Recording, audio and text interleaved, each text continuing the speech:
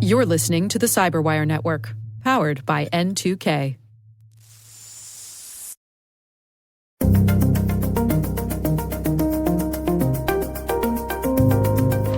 It's your first time being around.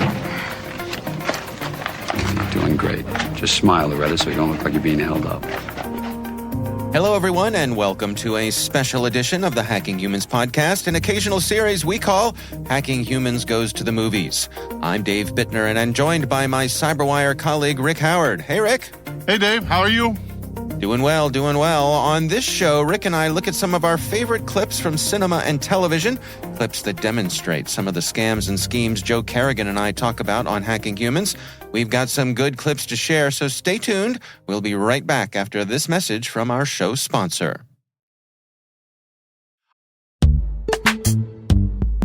Our sponsor, Collide, has some big news. If you're an Okta user, they can get your entire fleet to 100% compliance. How?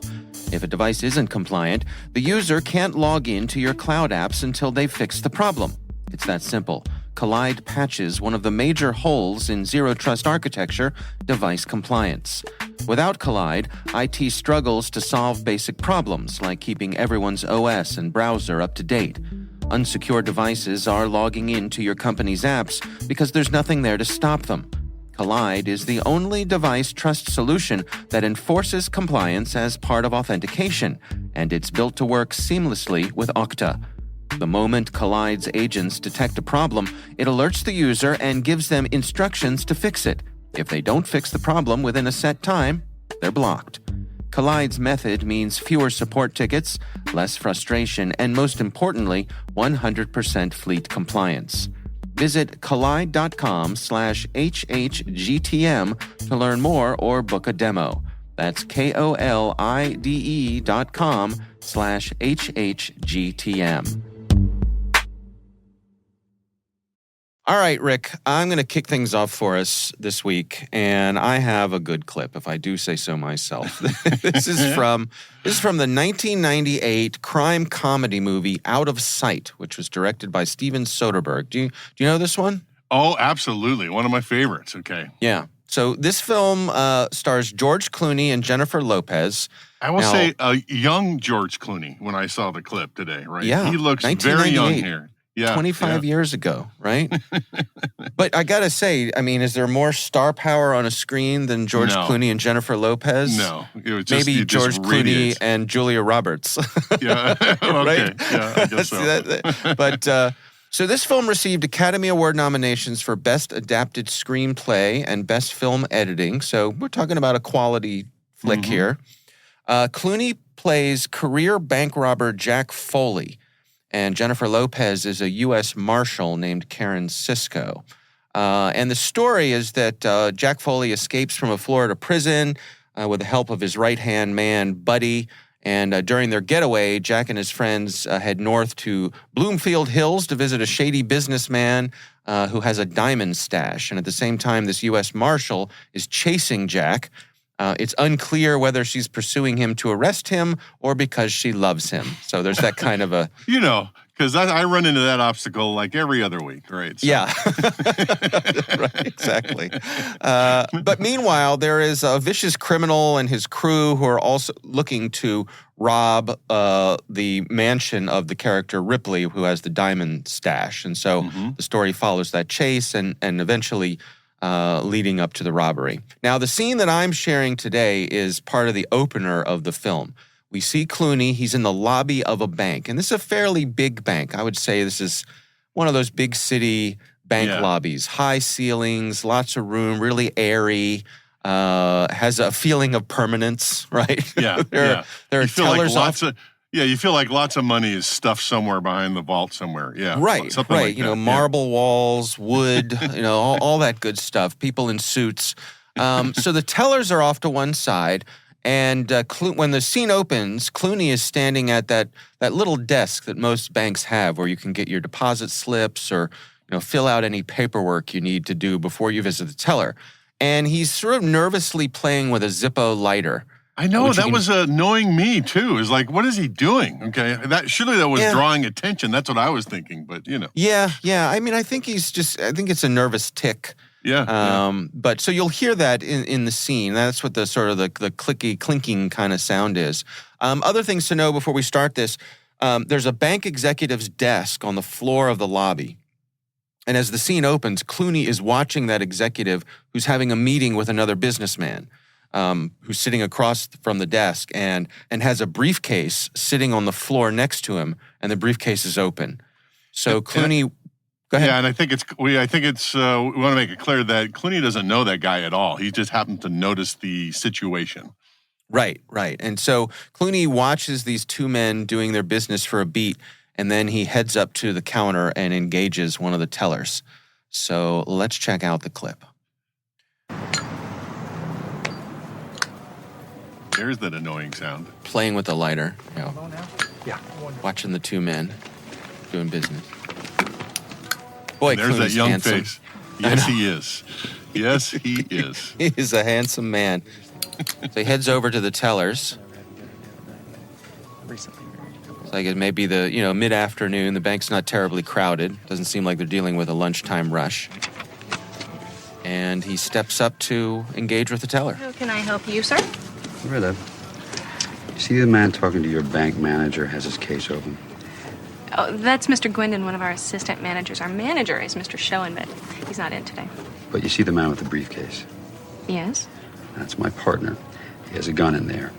And if you don't do exactly what I tell you, or if you give me any kind of a problem at all, I'm going to look over at my partner, and he's going to shoot your Mr. Gwendon between the eyes. Ruh-roh. That can't be good. And then he gives her that smile. Oh, my.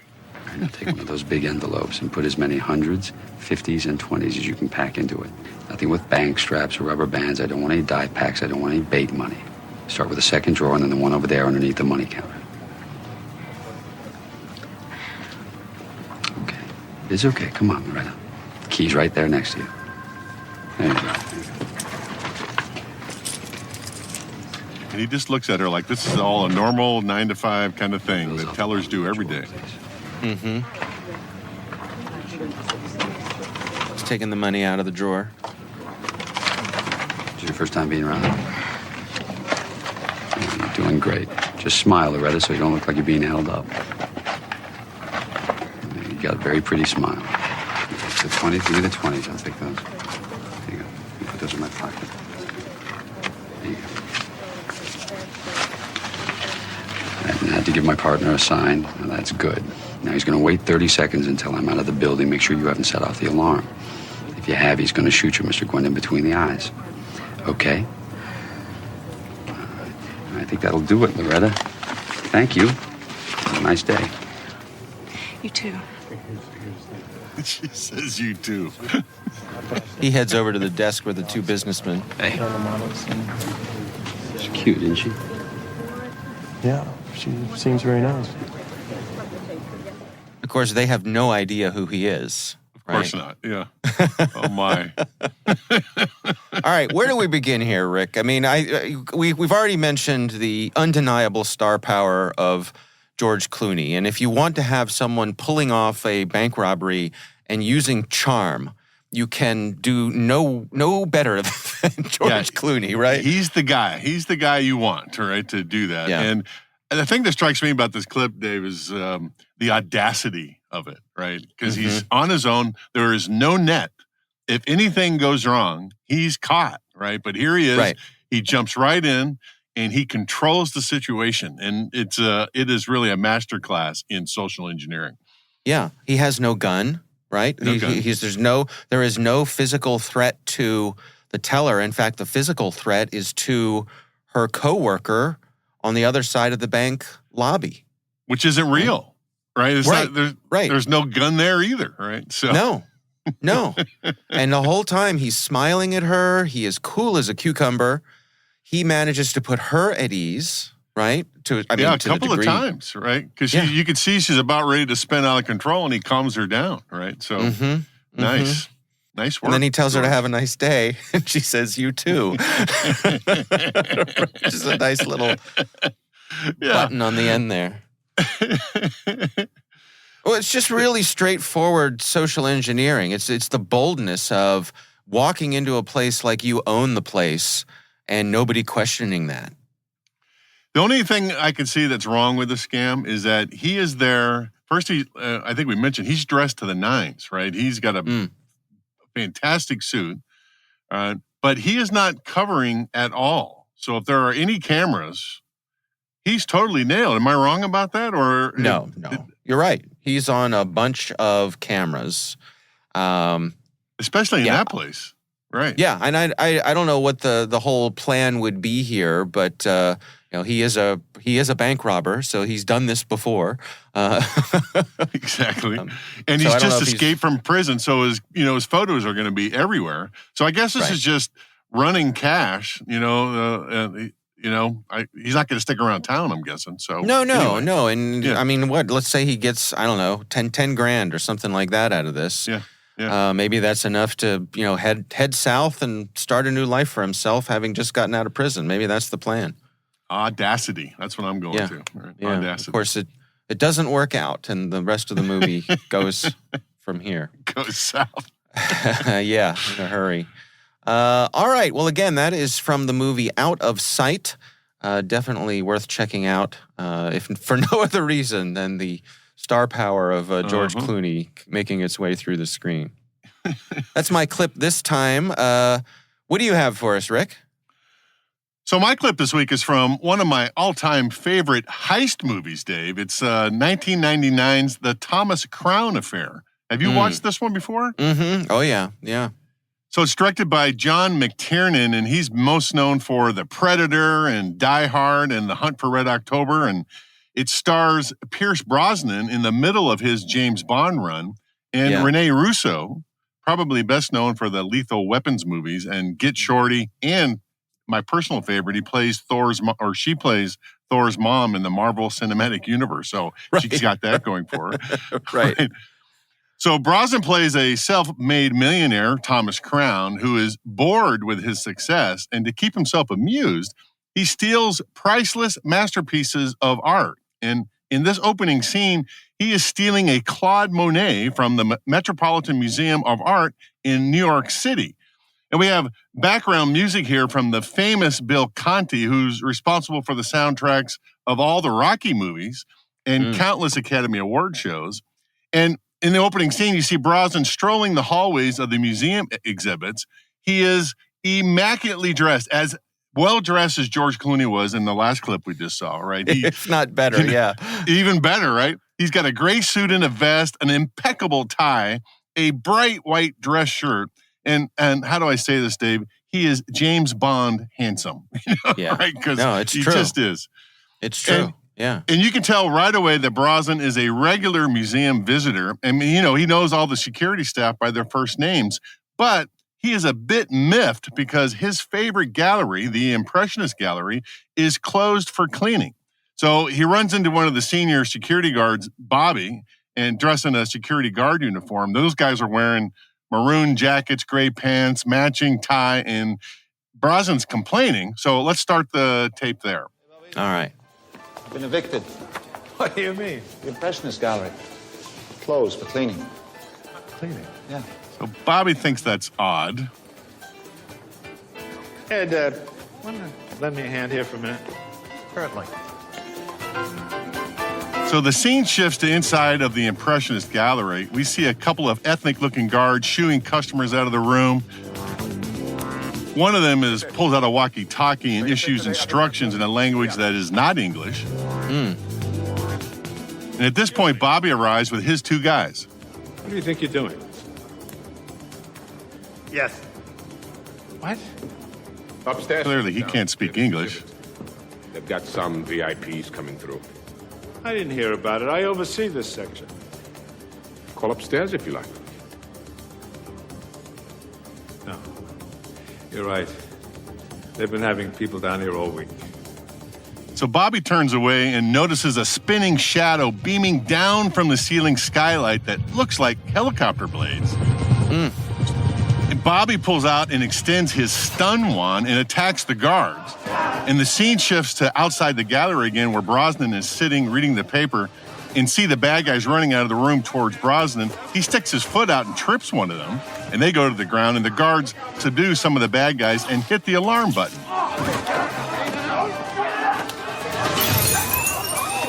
So now steel reinforced doors start to close from the ceiling, and this is Brosnan's moment. As the crowd and the guards are busy, Brosnan drops to his knees and rolls into the gallery before the steel gate hits the floor. Now he's in the gallery by himself. He jogs into the room where the Monet is hanging on the wall, puts on rubber gloves, yanks the painting off the wall, pulls the canvas out of the frame, and grabs his briefcase that he had stashed under the bench before the chaos. Right? The case is perfectly designed to contain the exact proportions of the canvas, and he sprints back to the steel gate, and we notice that it hasn't closed all the way. It is stuck at about knee level to Brosnan. Brosnan rolls through the gate again, and the camera notices another briefcase wedged into the opening between the floor and steel gate. Brosnan stands up and casually walks out of the museum with his briefcase in hand, the case that contains the Monet. Meanwhile, the guards round up all the remaining bad guys.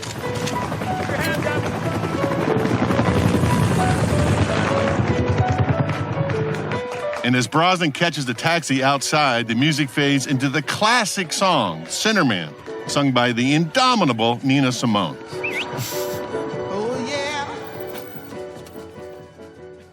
Dave, start to finish, that was 3 minutes and 21 seconds. And I'm going to say right here, I'm going to die on this hillside. It is my Mount Rushmore of the perfect heist scene. Okay. I can't disagree with you. It is certainly exciting, well executed, well planned, well shot, all that kind of stuff, well acted. You want to unpack it for us? What are the different elements here? Well, I think the thing that people would want to dive into is what was going on with the briefcases, all right? So we noticed that he rolls into the Impressionist gallery as the steel gates come down. Right. He magically appears a briefcase. Where did that come from?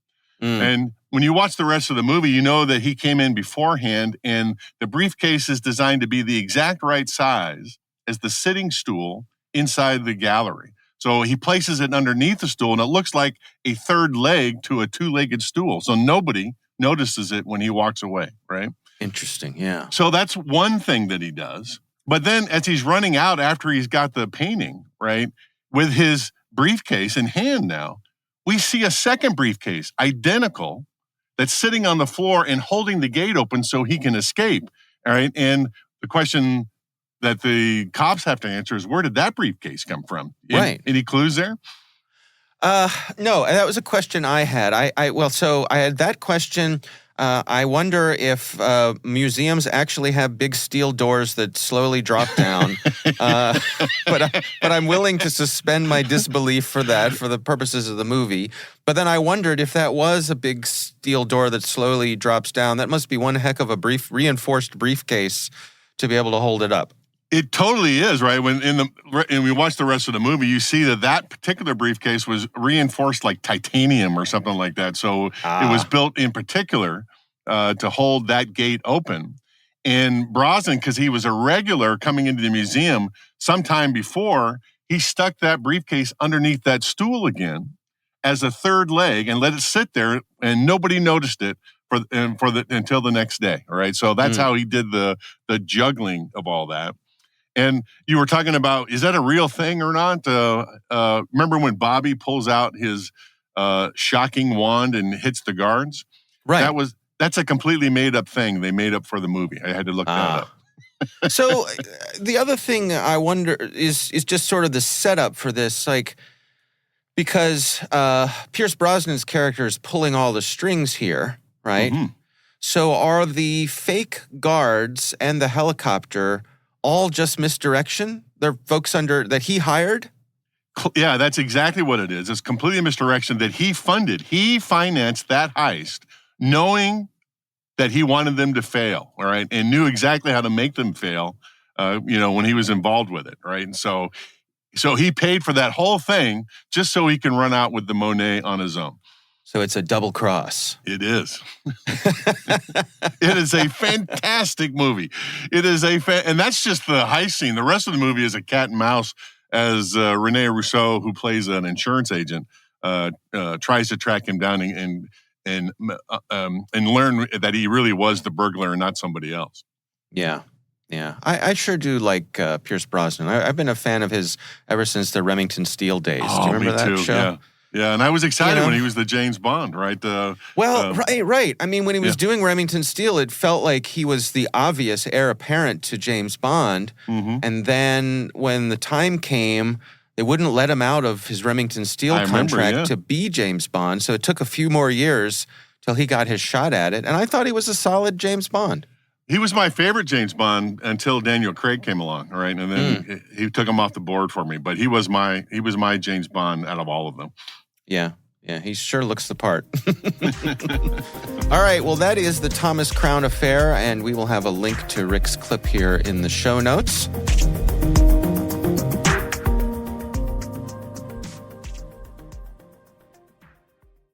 Thanks to our sponsor, Collide.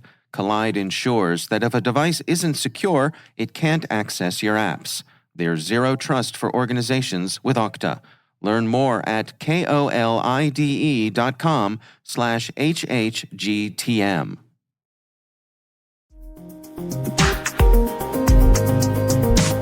That is our show. The Hacking Humans podcast is proudly produced in Maryland at the startup studios of Data Tribe, where they're co-building the next generation of cybersecurity teams and technologies.